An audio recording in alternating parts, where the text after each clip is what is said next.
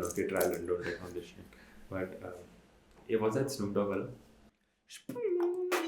Hello, bhaiya, ye dabbe mein kya hai? I was pretty clear I didn't want to involve with clubs anymore.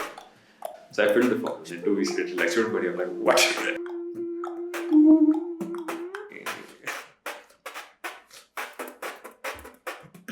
What do you do for fun? I would not be able to do that. Snoop Dogg dropping like a thought.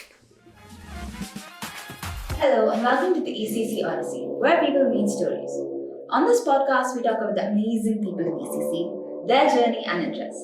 Grab the inside scoop on the happenings of campus, the behind the scenes of the clubs, and what's in store. For all this and much, much more, stay tuned, strap in, and enjoy the ride. Today's episode is going to be figuring if there is something this student body vice president cannot do. You name it, and he's got it. Academics, clubs, being student body head, internship at IIT Palakkad, exceptional driving skills, crazy beatbox talent, mad passion for cycling at a stage and... Okay. For someone who needs no introduction on EC campus, ladies and gentlemen, we are joined by the one and only Somvanshi for the season finale of the ECC Odyssey. Thank you so much for having me, guys. So Harsh, everyone knows about MUNSoc, SVH, ACM, Hacknight, all of that. But behind it all, to us, it seems quite simple as confidence. You've taken a course on being, well, not maybe just confident, but about communication in general. From that, do you have any 3 pointers about being confident and better at communication? Right. So one thing you mentioned, confidence. The reason I took that course is because confidence is something I discovered later in my life. So around COVID is when, a lot of life-changing incidents happened is what I can say for me. And that is when I, like I said, discovered confidence. And this IO course that I took, a lot of the things I taught there were personal experiences that I gained in lockdown. So 3 things that you mentioned is, so this gets rather philosophical. And because for me personally, at least, when I think about things, it makes it a lot clearer. And, it helped me set a roadmap of what I want to do. Before COVID, like I said, I was kind of socially awkward and a little shy. But these 3 things that you mentioned, one, I would credit to me realizing that I'm not as important as I thought I was. So, you have that sort of thing that everyone's looking at you. The sooner we realize it, the better it is for us, I think. I guess, or at least in my case, that's what I thought. That's what I felt as well. So I'd always have that key, people are looking at me, and if I do, what they'll judge me for, whatever. The moment I got out of that, and that helped me when I observe people around, walking around, they're doing the most random things, and nobody cares because everybody is busy with their own life. And that made me think, maybe it's all in my head. So when I had that realization that I'm not as important as I think, and there are 7 to 8 billion more people just like me around, I'm not as important as I think. That's one thing. Secondly, it has to be, I think, getting out of my comfort zone. So in school, you're placed in a classroom with people and you're forced to make friends.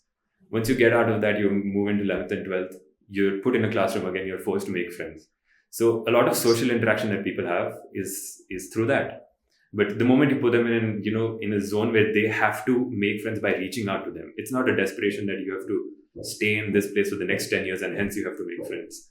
It's when you have to reach out, that's kind of uncomfortable. It was for me, at least.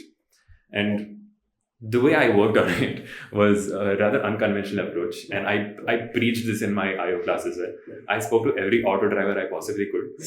And, these vendors, I was like, bhaiya, ye dabbe mein kya hai? And he'd give me anything. And I had no reason to ask it, but to ask it, to put myself in that situation, because it made me feel uncomfortable.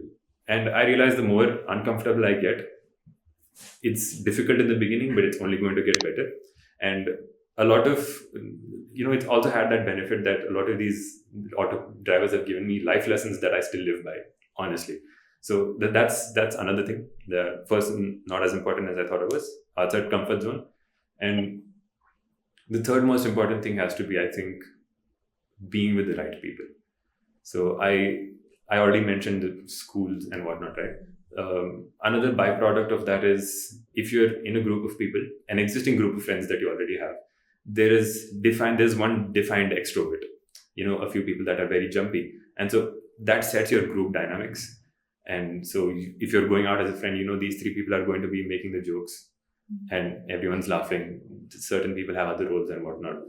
The longer you stay in that, I realized, I used to be one of the quieter ones. The longer you stay in that, it becomes, a self-fulfilling prophecy where you're constantly being the one that is quiet. So you have to step out to a fresh set of people that do not know who you are. And that's when you try. That's when you try the new things that you have learned. Like, I want to go be more outgoing. I want to make stupid jokes that whether people laugh or not, I want to be able to do that. That's what, when you move out of the people that you're comfortable with, that's the third thing, I think. So these three things probably what helped me get to this point. Talking about it from the perspective of being in college, it probably opens up a lot of avenues and it allows you to explore a lot of things. What's your advice to freshers? What should they explore? Should they explore, and why should they do it? Especially for someone who's looking at college as, a memorable time. And I think a lot of people, as you speak about it, I know a lot of people who have come into college and be like, I want to break, the barriers that I've set for myself. I want to be a little more social. And it's hard. It's not easy for people to get there. So how do they start? Right. This hits home because I came to college with that exact same mindset. And I started off experimenting in first sem itself. So in COVID, I had like I mentioned, a few life, defining moments or whatnot. So beyond that, I thought, what, new place, nobody knows me here, knew me. So I'd go make the lamest joke I possibly can. And whoever gave me the laugh, I'd just go along with them. Because, I'm looking for confidence. I'm trying to build my confidence. I say a stupid joke, somebody gives me that validation, We've experienced those days. Day in and day out. So that's one thing that I did, is not looking for people, but looking for a certain reinforcement of a certain emotion within me. So I want to feel a certain way. I'm going to pick the right people that let me feel that way and let me explore what I want to explore. So that's one thing. And college is is the best place for you to be able to do that, because in school we're too young, too immature probably. Beyond college, you have too many responsibilities. You're earning whatnot. You have professional responsibilities. You have to act a certain way. College, you're as free as you possibly be. As free as you can possibly be. Yeah. And for a fresher, realizing that, for me, was, I think, the best thing that's happened, because I understood that the worst mistake I can make here can only get me a scolding from either my parents or my teachers. I will, at the end of the day, I will still have a home to go back to. I will still have, all of that whole... The stakes are low. The stakes are very low. So if you want to, I think when people talk about their entrepreneurial journeys also, they say that because this is the best time, low risk and whatnot. Same thing applies to this, and you have a wide variety of, you have clubs that are doing tech, that are doing dance, that are doing music, that are doing literature. Beyond that, you have other opportunities in college itself. They have all these scholarship programs, they have ties with other universities and whatnot. So it lets you explore to your heart's content. You want to get into a certain, you know nothing about music. You find somebody that's always these juniors, Justin, Joshua and whatnot, they come to mind. I'd see them when I was in second year. So they'd be walking across this hallway with a suitcase. And I was very curious, why are they bringing a suitcase every day? Turns out they carry their amps to college, connect it up in short break and just rip. They shred. I've heard them play sometimes. It's very, very nice.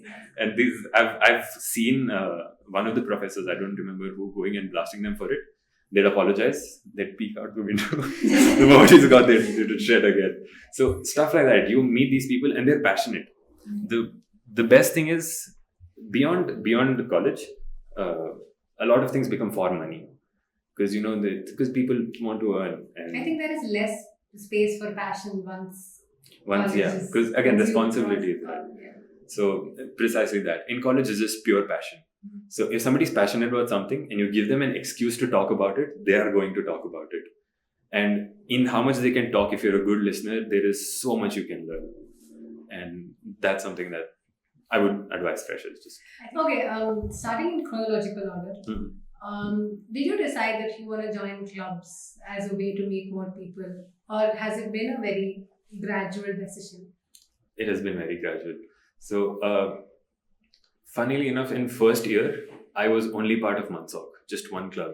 And that also was an accident because I had heard of what a MUN was.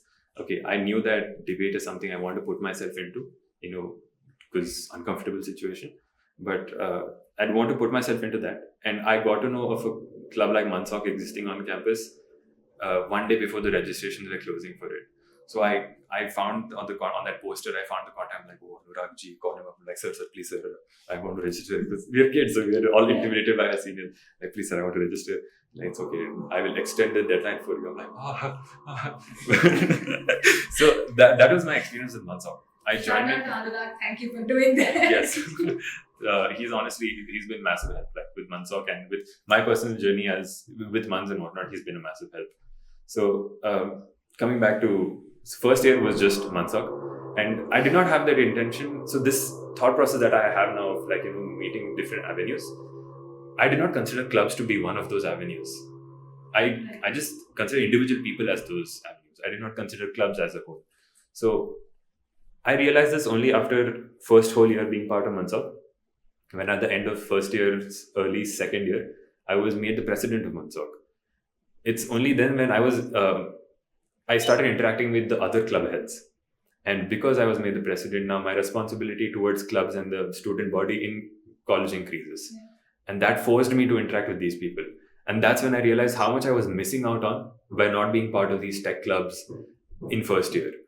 Be it ACM that I'm currently a part of, HSP, GDSE and whatnot. I realized how much I missed out on not being a part of this in first year. And if there's one thing that I tell the juniors, you get into college, the first thing you do is look at what clubs you can join. Because the experiences that clubs can give you on campus is unlike anything else on campus, be it academic or, even if it's a recreational event by the department itself. Clubs are a whole different ballgame. What would you say is the one driving force that kept you held on to MUNSoc? Like what made you feel that I have to, this club needs me, I need this club? So when me becoming the president of MUNSoc first, it all started there. Because earlier, to be very honest, I didn't care about the club much. Okay, I saw it only as an avenue to do more months and put myself in an uncomfortable situation. I did not care about the club as a whole. And when I was made the president, is when and it came as a complete shocker to me. I'm taking a walk in the evening, and then Anurag calls. I'm like, yes sir, what's up? Like, you are now the president. So it was very I had no idea about it absolutely. So I'd be making jokes that I'm going to take over the club. But jokes is all that was. And so when that news came to me, it was a shocker. So since then, 2 semesters after that, the third and fourth semester of me and Abhiram being presidents of MUNSoc, we were new to it. So we made a lot of mistakes and whatnot. But our driving factor was that, the club needs to be active. We have to do this. We have to set up a newsletter or something so that campus presence is known, MUNSoc is known to the masses. We need to the campus has never had a MUN before. We need to get that done. And that was our motivation in the third and fourth semesters. And so we had a very competent core, but because what we were approaching, the goals that we were approaching were flawed. And we realized this in the fifth sem. I'll come to that. But in the third and fourth sem that was our intention. Like, we have a goal and we have to chase that. We did not care about the team. I cannot say we did not care about them. We obviously cared about the team we had and the recruits that we had, because everything we're doing is for the juniors and for them to benefit from the club. But we somehow had that intention, but forgot to carry them along correctly. And which is why in fifth sem, UniCon, like you mentioned, right? This is the fifth approval that we had sent in for UniCon. It's taken over a year and 2 months for it to get approved, and that's another reason it's a huge deal for Abhiram and I. It's very close to our hearts because it's been a very long journey. And so with all of that and how much of a hassle it was, there have been multiple occasions where I have personally given up on the club. I felt like I'd just given up on the club. It's going nowhere. I'm not competent enough to do this. Me and Abhiram have had multiple nighttime conversations about MUNSoc and how we feel like, what are we not doing right? What can we, how can we make it better and stuff? Why is this happening? We realized, at least I realized, that no, I think this was Abhiram mentioned to me that there's this one junior, Ishwar, you might know. So he's very passionate about MUNs. And honestly, when we knew that he'd be joining college, he'd contacted Abhiram through Instagram or something. When we knew that he'd be coming to college, that gave us a push that this guy's so passionate.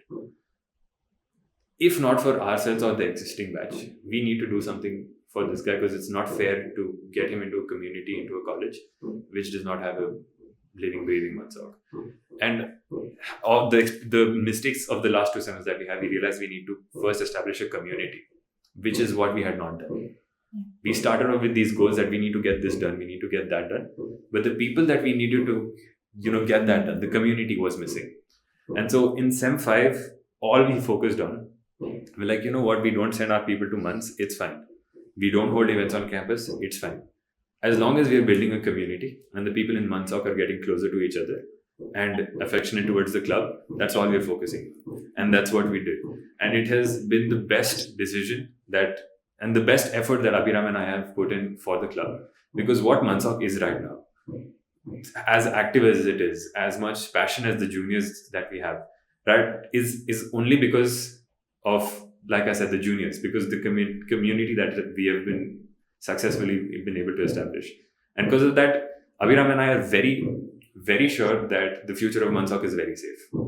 Because we know that the people that we have right now have loved the club just as much as we do. And once we are out of it, we have nothing to worry about, because they've got it under control. So it's been quite the journey, lots of ups and downs. But at the end, culminated was that William Shakespeare, all's well that ends well. I think it applies perfectly here. We'll ask a tricky question we asked Abhiram also. Who is the future of MUNSoc? We will let you know. Same we will let you know. What is this? Have you decided or something? It is a standard reply that in the club circle, and Abhiram and I tend to give anything that we give it to anybody that if most of the time we don't know ourselves, is why we give that answer. Student body vice president, it's a lot of responsibility. And I think I must Thaksha also this question. There have been multiple times where there is conflict between you and maybe some other club head, you and some authority. How do you not let that affect Harsh as a person, but also get the work done? Because ultimately that's what's needed for this campus. You cannot, deny an event because things didn't go the way you wanted. Right. So how do you navigate the waters between the club head, the authority? What I said previously, it I think holds some relevance here also, where I need to make sure that I'm getting my point across the best I can and leave the rest up to them. If I get frustrated, then I get frustrated in the moment that authority, forget authority figure, anybody that's able to affect Harsh as a person, like you said, is affecting me. But if I let that get to my heart and to my work that needs to be done, it affects the whole of campus, or to everybody that's involved in that club that needs me to stand up to this person and get work done. And so I think just having that over your shoulders, I think pushes you to do a lot of things. And like I said before, I wouldn't be able to do any of this if it was just for myself. Being in that responsibility. Exactly. Because there's other people that are relying on me. I didn't choose for it to be this way. It was granted to be, but now that it has, I need to live up to it. Because what other option I have? Disappoint everybody around me? I don't consider. When you're in a position like that, you have to be a little bit of selfless also. Because otherwise, I don't know if... Do you think selflessness is required for a person like that? Most definitely. But there are times you need to be selfish as well. But I think with respect to the clubs, not just with me, in general, what I see in the student body, when I interact with anybody that's a club head or part of the core, a common motivation is we're doing it for the juniors. We're doing it for the campus. Right. We love the campus. We love the juniors. Not that I want a ID card that says my name and the event that I organized. Don't do it for the position. Don't do it for the position. Yes. And I'm proud of the people on this campus. I'm proud of the student body because I don't think I've met anybody that's doing it for the position. And people, if they're doing it for this long in third year, and it's challenging. You know that you're part of your apostrophes ahead as well. It's challenging to get all of this done. The fact that they're sticking through all of this, and college work, academics is not helping any. So it's an added responsibility that you're taking up for the juniors, for the campus, because you love it. So selflessness, it's definitely a very vital part of all of this. Harsh, you interact with a lot of juniors, either bigs of clubs or bigs of events or anything like that. And I see a lot of love and admiration for you from the juniors, first and second years. Let's call it Harshana. Love for Harshana. But along with the love and admiration, sometimes there can be criticism from them. Sometimes, they look up to you. And is there fear that I'm constantly, like you previously spoke about, I have to realize that I'm not constantly being watched. But there is also times when they're looking up to you and, they want to follow their footsteps. Are you scared of that kind of attention from the juniors? Very scared. So one thing is with these juniors, first of all, such cuties all these juniors are. Like, every time I interact with them, they're always being very, very kind.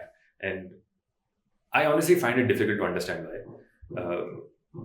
Sure, I might have helped a few people out here and there, but I find it difficult to understand why. But now the fact that I am getting that sort of admiration, or like you said, people looking up to me,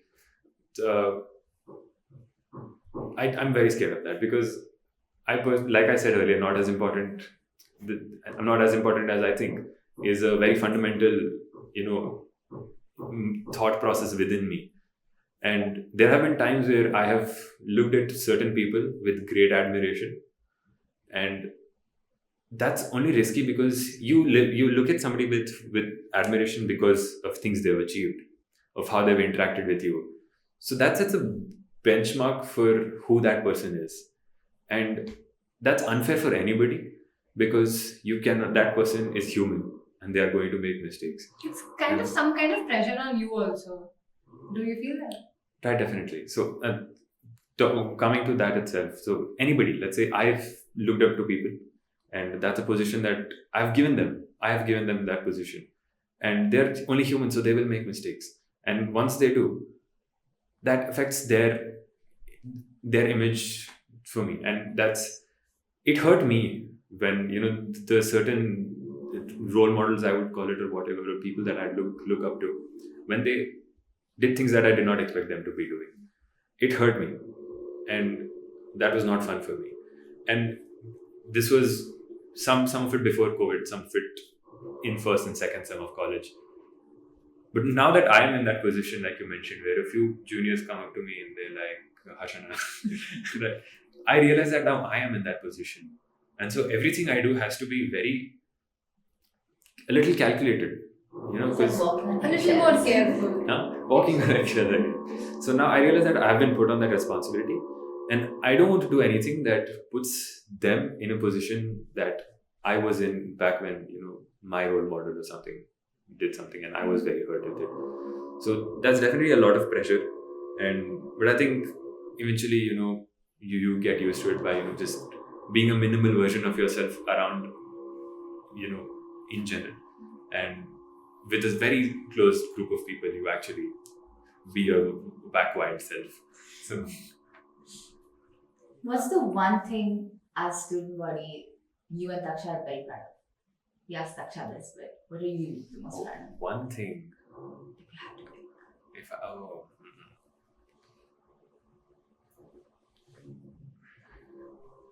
I think I personally would be very proud of how Thaksha and I pulled off the World Cup screening. I mean, one of the results of that, right? It's fine, we don't talk about the results of. Surprisingly, I think she also mentioned about the World Cup screening, and that she said that was the first time when the both of you actually put out your names as student body heads EC campus, and somebody to reach out to for that World Cup screening. Yes. True, actually, that's a very fair point. because every other work that happens, we're on the back end, like Just a CC in the mail. just a CC in the mail, coordinating dates, time key, this event, then send in this email, this is, it's all on the back end. What the students actually see as the clubs itself organizing. And honestly, that's great, because that one event that we had, the World Cup screening, where, actually I'll start from how that whole concept came up. Thaksha mentioned that, yeah, मेरे को दोस्तों के साथ देखना है World Cup. I just want to see it. And we're just sitting. So we're like, why not screen it in college? And that's nothing. In my knowledge, something like that has never been done before, at least from when I was in first year. And before that was COVID, so what can you expect? So when we had that thought, it was 3 days before the World Cup itself. And that is extremely short notice to get anything done, for obvious reasons. There's a long list of authority that needs to be informed, approvals to be, sorted and whatnot. But we're making this happen. If we're student body heads, we've given that responsibility. We have given that power. We are going to make this happen. Let's see how much pull we have. So we straight up went. I remember barging into Anudeep sir's cabin, and he's just sitting. Anudeep sir, what a man, honestly. We just went up to him like, sir, World Cup is happening. We're like, yes. Can we screen it? Send an email, we'll see what we can do. And we're like, oh. First of all, just hearing that itself was a breath of fresh air, because we just proposed the idea. We had no planning whatsoever how we were going to pull it off. We just proposed the idea. And the fact that he was so reciprocative of it, instantly, if, we have to do it to the best of our ability. The next 3 days has been me waking up to Thaksha's call and sleeping, texting on the common group that Thaksha and I have just for SBH work, and then falling asleep on the group, and then waking up. Multiple calls to Anudeep sir, to hostel wardens and whatnot to get this sorted, that sorted, Sangamesh sir. And the fact that we pulled that off in 3 days. And forget about the calls to these people, the calls that we received, the DMs that we received from students that wanted to, come watch. It was very, very, very stressful, but it was very fulfilling to be able to pull off something like that, just the both of us. It was insane. I was just thinking about how the Garba initiative for Maya.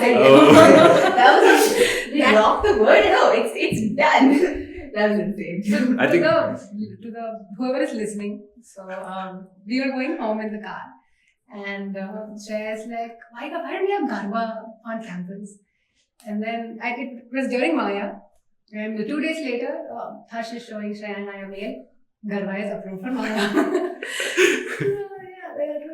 That was also really cool. And that also had a story. First, we thought I reached out to Terpsichore first. I'm like, Garba's local, it's a Indian cultural dance, folk dance. So Terpsichore it's right in that domain. Like, why don't you guys go for it? And within 1 day, Chandana and Prashil have a proposal ready, and they've sent an email out. But that ended up taking too much time. And Maya was right around the corner. So we thought what we could do is, with Maya, events get approved in bulk, because obviously. So we thought, why not just sneak this in? And so we snuck it in just, that one evening after college. And the Maya heads, Dhruv, Swarnika, Chandana, and Pranavatsa, all 4 of them just pulled through. And that entire team. And so Garba happened with Maya. That was it all comes down to the team. The team, definitely. Yeah. Speaking about student body head, it's a lot of responsibility. It's a lot of extra time that goes into it. PS as is very, very hard, like you mentioned. But what was your motivation to become the student body head? And why should a junior want to become a student body head? Okay, we get visions around the room, but okay. So, fun fact, when at the end of 4th semester, I was done with clubs. Yeah. I made the decision that I would, except for MUNSoc, because MUNSoc is something that both Abhiram and I were not satisfied with what we were able to accomplish. We knew we had to do more. So, except for MUNSoc, I was pretty clear I didn't want to involve with clubs anymore. And then Mokun was like, Harsh, fill the form. Like, what form? The student body at form. I don't want to. And like, just fill it. Why do you think you'll get voted? Just fill it. I'm like, fine. Mukund sir is saying cannot say no. So I filled the form, and then 2 weeks later, like, student body, I'm like, what? So again, pretty much just when you wanted to step out. Step out, exactly. So pretty much with what happened with MUNSoc, where it was just handed over, is what happened here as well. And honestly, Thaksha, the amount of passion she has for, I think student body vice president, sure. I love this campus, sure. But I don't think there's anybody that loves this campus and to do things for this campus as much as Thaksha does. That woman, she thinks so meticulously about every single detail for the juniors. We have to get this done. The futures that are going to be taking over the clubs and who are going to be taking over the student body heads' responsibilities. These are the challenges that we are facing. We need to ensure this doesn't happen. So what frameworks can we set into place so that they have an easier time? That's when we decided that we would come up with a document which we are currently working on. It's a very extensive document of every single procedure that needs to be done. Because right now what used to happen was, hey, how do I send this email? DM to me or Thaksha. And we reply back, and that happened multiple times. A lot of confusion in that, people not sending emails properly because, well, it's understandable. This is the first time, writing an email to an official authority figure. So that's why we're making the document right now, so that the before we leave, that'll be put out in public. And I don't know how many of these things I can reveal, but on the back end, there's a lot of work going on. And I would say 90% of these things have been initiated by Thaksha. I'm just there to support her. She comes up with the idea that, this needs to be better. How can we make it better for the juniors, for this campus? And then I just support her in everything in however way I possibly can. She comes to campus in holidays and sits in campus and does work. That's how much she loves this campus. So, what was the question I think I tried to? Why should a junior want to become a student? Right. So, that's how I got into student body head. And then I digress a little bit, but in general, taking up responsibility is very important. It's something I've understood personally. I already mentioned earlier why, because it pushed me to do a lot of things that I would not have done personally for myself. And now that I have done it because it was my responsibility, I have started involving it into my own personal life, and it's been wonders. So just for seeking any sort of responsibility and living up to that responsibility is extremely important. And I think anybody should, any opportunity they get to get hold of responsibility, do it. I took class representative responsibility just because I wanted responsibility, but then it turns out not much to do there. So that was with respect to just responsibility in general. With student body, but Harsh, I'm sorry to interrupt, but very few people think of responsibility as something which will help them. A lot of people, 90% population, I think I would say, thinks of responsibility as something they don't want because they can't be carefree. Mm-hmm. They can't do things as and when they want to do. It's not fast paced like people would like to. But how do you? Okay, I'm probably diverting, but how do you develop a mindset where you think of responsibility as something that will help you grow and evolve? That's a very good question, actually. Thank you for bringing that up. I can only speak for how I got into the mindset. There have been times like in school or not. So I have been responsible for things before. So like in school itself, I had to be involved with the annual day celebration and whatnot. When I was in 11th grade, I headed the farewell party for our seniors and whatnot. But those are very small responsibilities, not much. Just had to manage a small team of people. But then, so I had that sort of it's a feedback loop, like reinforcement, where I was responsible for things. It was, I was not as carefree. I had to be mindful of what I'm saying, how I'm saying, what I'm doing, etc., etc. But then at the end of it all, when I'd see it culminate into, like, with respect to the farewell that I conducted for like me and people we had for our seniors, when we saw how happy they were and how appreciative of those efforts they were, all the pain that we went through before, it made it all worth it. And so that was a very small scale. And so when likewise when I was given the responsibility for MUNSoc, I'm like, if at that small of a scale, if sure there was a lot of pain involved, but if it made me feel that good, It made me happy. It made people around me happy. It gave me the opportunity to make people happy. It allowed me to be a reason for a positive impact in other people's life. That was very rewarding, to be honest. And you cannot have an impact on people's life unless you have some sort of power or some sort of responsibility. So that's the mindset that I started, cultivating, that I want to have that impact in people's life. And when it came to MUNSoc, it was given to me with a very, sudden jolt. But I was excited because if an event at that small of a scale can give me that much happiness, I want to push myself. I want to see what I can achieve for these juniors, what I can do for, all of these people. And so I look at responsibility in that sense. I don't look at it as work that needs to be done. I see it as an opportunity for me to help people, for me to make them feel a certain way, be positive, to help them grow, is how I see responsibility. So it's a little easier for me. Okay, and coming back to why should somebody want to become student body? Right. For these reasons, because it gives you that ability. And now I've already spoken about this, so won't get much more into it. But another added benefit that it has is being at a certain responsibility forces you to interact with other people that have very high responsibilities as well, much more than you possibly can imagine. Like we're just the heads of the student body. The rest, and if we think our responsibility is like to this campus is high, there are people that we have to interact with, being either it's the HOD or the principal or Annaaa sir in operations. He handles operations on campus. BK sir, the responsibility on their shoulders is insane, and you get to meet such dynamic people along the way. Some of them are very easy to deal with. Some of them are not easy to deal with at all, and you have such varied experiences through all of this that it helps you grow as a person. I remember being very annoyed with a few faculty on campus initially, all right? Because why can't they understand? It's something that a lot of students face, and a lot of people tell me as well. Because being as a student body vice president, they come to tell me like, why can't the faculty understand? And I tell them, okay, listen, they'll get to it eventually. So I used to be that. I used to be very, very annoyed with all of this, and eventually, dealing with all of that, it let me not get annoyed at them. Having dealt with all of that pressure, it let me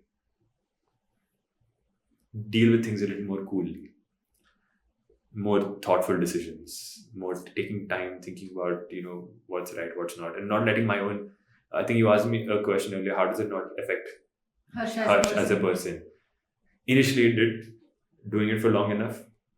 And because of interacting with all of these people, these various kind of people, it's what let me separate that part where I'm now able to be a lot more cooler when I'm making decisions. I'm able to think things through much better. I'm able to interact with somebody that I'm having an argument with. He hates me for me telling him that no, you cannot have this event. He hates me because everybody wants to have an event, do something on campus. But I cannot let that get to me. I need to be calm with him. I need to explain why. And 9 times out of 10, just with enough patience and with, they come around, they understand. They agree to rescheduling the event and everything works out at the end of the day. So even on a personal note, taking up responsibility, not just as student body head, taking up any sort of responsibility is very, very important. So let's come to the fun side of things. What do you do for fun? You do too many things. Yeah. So what do you do for fun?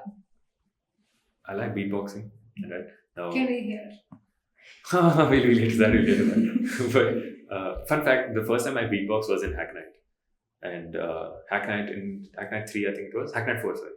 So that was the first time I beatboxed in front of a crowd. And that was an uncomfortable situation I put myself in.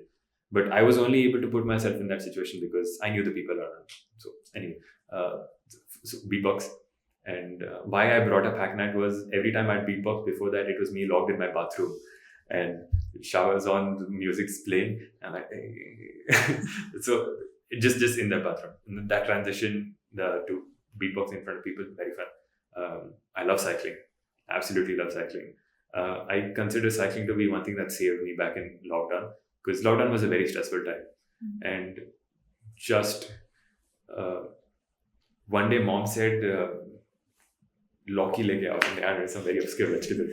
Like, I'm like, okay, cannot go on scooter because dad doesn't trust me on the scooter yet. So I took my cycle and I went out. And this was lockdown, so like we were locked up at home for a very long time. So the moment I sat on the cycle and went, I felt freedom, and I felt the happiest I'd been in a very, very long time in lockdown. And so that's why cycling very important to me. Love cycling. I occasionally play video games. Don't have too much time to do now, but I occasionally play video games. I love trekking. So, fun fact, I'm also a trek lead for this one company called Plan the Unplanned. I take people on treks for whenever I have the time on the weekends and whatnot. So that's something I do. Very outdoorsy person in general. I love music. I don't sing very well, but anytime music is playing, you bet I'm going to sing. And dancing. Dancing like a maniac. Like, I'm choreographed dance I cannot do, but like, put me in a bar, then you will see me. Like, you'll see me. You put me in a concert and then you will see me going mad there. The guy in the center with the blonde is me. So like, I'd make the group and then I got started right there. So, and one thing again, to tie it back to earlier things, all of this started once I started college, because these different avenues that I explored, I met so many different people. I had that mindset, I want to get out of my comfort zone, put myself out, never cycled before, and eventually just putting myself through and through 200 kilometers at a stretch. Trek before, I don't know people I can go with. Just, I'm like, what, bunch of random strangers, who cares? We'll see what happens. What's the worst that can happen? They'll think I'm stupid and awkward. Big deal. After the next 2 days, they're never going to see me again. So I can make up a story. When I talk about the trek, I can make up the story of how cool I was on the trek, and everybody will believe me because they have no other source backing. So, but then when I put myself in the situation, and it only worked out. Every time it only worked out. I used to be very shy of dancing, and then one after shy, go wild, and just since then, like, passion unlocked. And I think all of these small things throughout, fun things that I do for fun, have reinforced that confidence in. Just to tie it back to what we spoke earlier. Take us through your love for music, because you're part of Clefhangers also. Oh yes. Yeah, talk about Clefhangers and why you love them so much. Cleffhangers is awesome. I wanted to beatboxing in the bathroom for too long. I wanted to bring it out. Okay, and then I joined Clefhangers. MUNSoc, and something to do with my beatbox is something I wanted to do in college for sure. And during Hacknight, I met Supreet and Akash. These two were members of Cleffhangers, and I kind of like, sir, I beatbox. Is there any requirement for a beatboxer in your club? Is there anything I can do? I can audition right now if you want. And so and they're really nice people, very sweet, very vibes also. So that's when I beatbox in Hacknight, and they're like, cool bro, just come in. I send in a voice note to beatboxing, like, WhatsApp. Send it to Germany and Brunei. And then they're like, why the hell not? You're good. So got into Cleffhangers.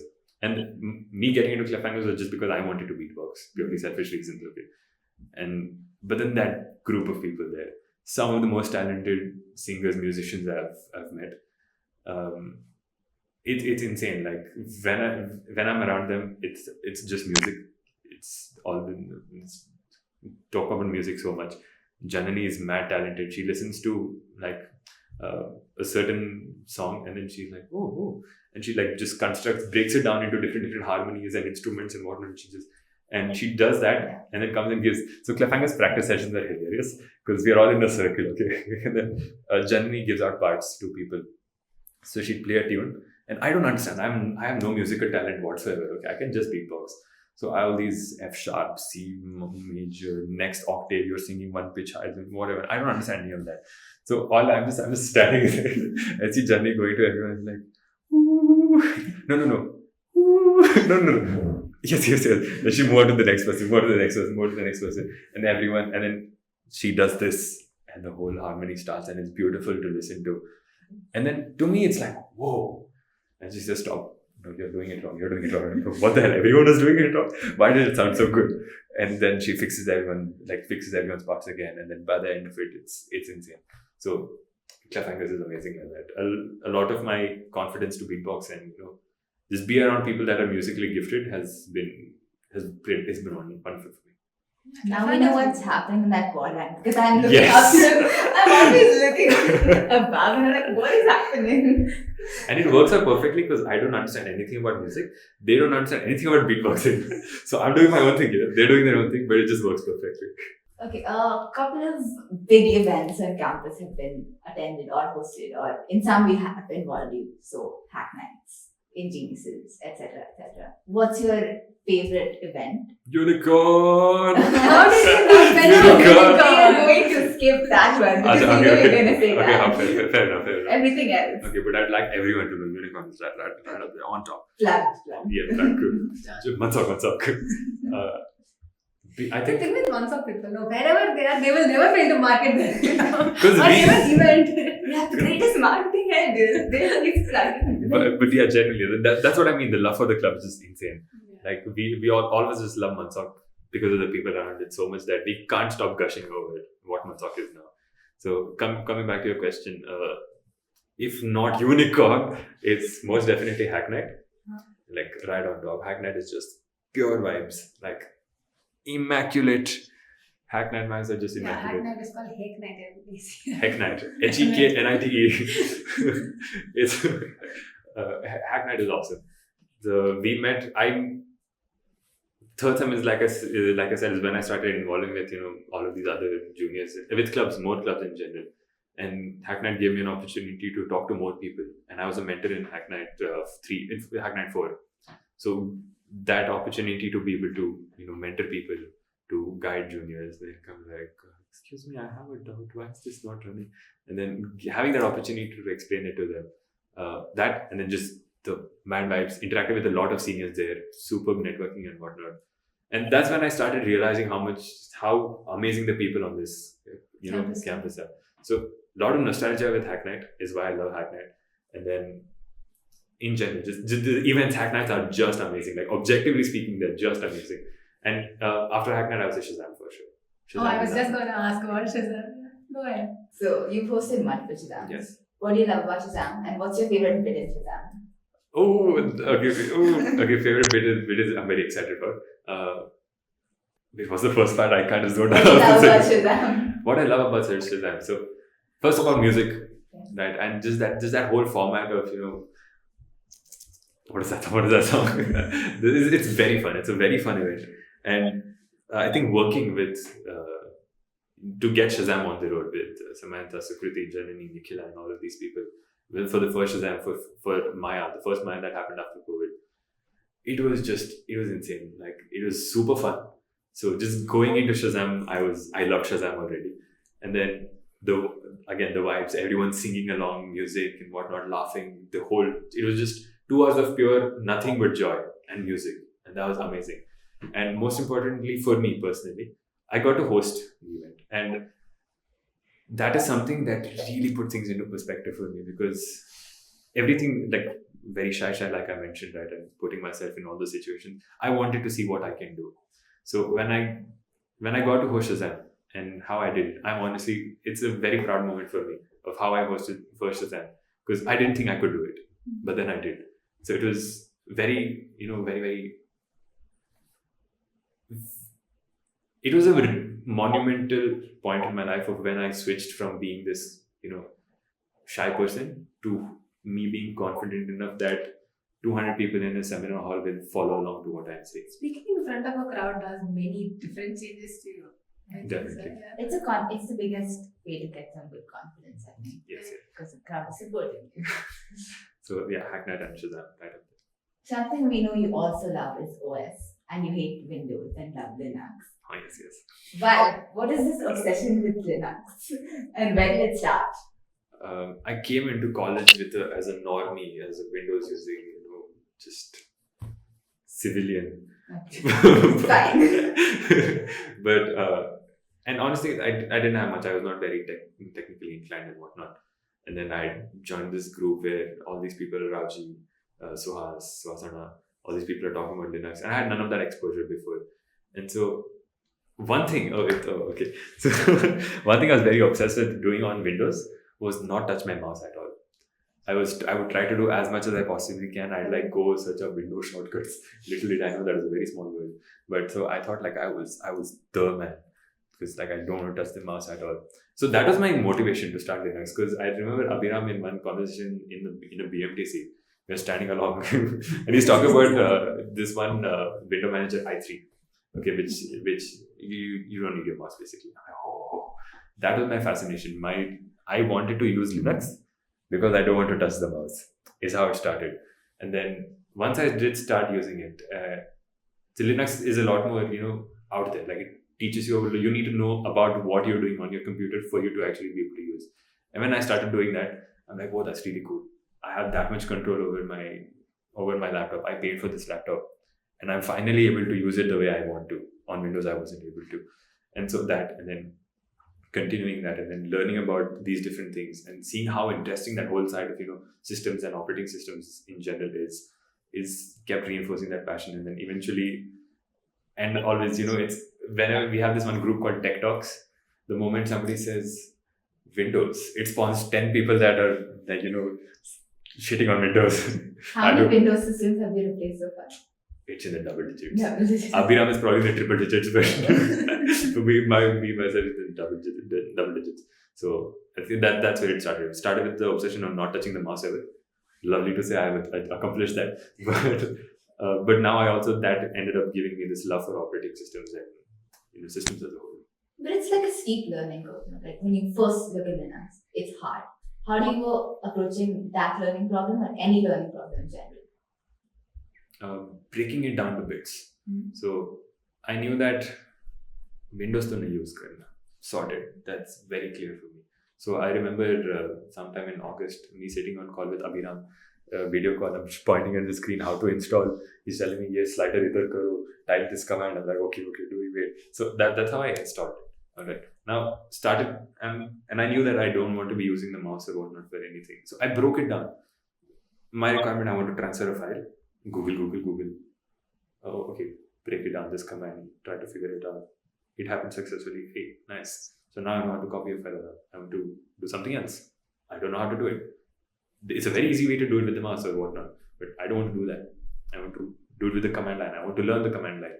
So Google. Do that. And do that enough number of times, and you have enough individual pieces that and you start seeing a pattern in all of them.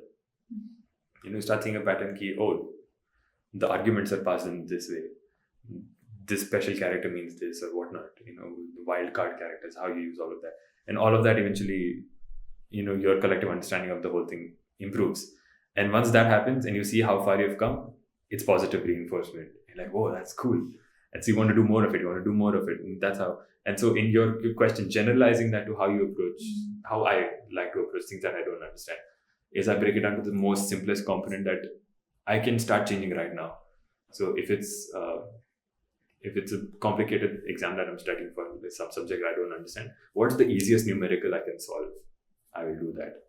And that's how I personally approach it. What's the easiest numerical I can solve? Do that. Got that. That gives me an understanding of things around it, and I get that expands confidence from small thing, exactly. So that's how I approach it. Slightly diverting. What is one part of your day that you look forward to? Like you wake up for something like that? I unfortunately have not been able to indulge in this quite often. But before I became student body, before semester 5, every night without fail I'd go cycling. And at 11 p.m. in the night. So it's ironic that I'd wake up 6 a.m. in the morning to wait for 11 p.m. in the night just so I could be on the cycle again. So anything that would go wrong throughout the day and whatnot, me that 1 hour cycling 11 o'clock to 12 o'clock in the night, sometimes all the way till 2 o'clock, 3 a.m. and whatnot. Depends on how upset I was with things. That's something that I used to always look forward to. Like I could just not wait to be on my cycle again. It was a crazy obsession that I had. I still do. But that's something that I look forward to even now. In the beginning, we introduce you, and in the end, we like for you to introduce us. So who is Somvanshi from your perspective? Is this like a way to see yourself in 5 years? No, this is okay. Right now. Yeah. Who am I right now? How do you want people to remember you? Something like that. I want people to remember me just as that one guy that vibes, or just somebody that's kind and approachable, and that has, when if they think about me and they think that I've done anything at all to help them in a positive way, and they're able to credit that to me, I'd love it. So, and I actively work towards that as well. And if I had to introduce myself, Somvanshi, very outdoorsy guy. Social butterfly is a term that I've heard, so I'll put it out there. I love having conversations with people, and I'm down for any conversation anytime. So hit me up if you want to talk about anything at all. And I love hearing perspectives from people. Learning new things is always, so small digression, but I have an obsession with learning useless things. So I spent like a whole month learning how to spin a book on my finger, or how to, the pen on the table, I slam the pen, it flies up in the air and I catch it. Stupid stuff like that. I have an obsession with all these things. So anything in general. So regardless of how silly it is or how important it is, anything new is something that drives me forward. That and something else I was going to say that has now slipped my mind because I went on to a digression. But yeah, I guess. Oh, I've also been told that I seem kind of intimidating. I'm not very intimidating, so I hope people realize that eventually. Hopefully, after this episode goes out. Hopefully, yes. Okay, last but not least, you got a beatbox for us. Huh? Go Okay. ahead.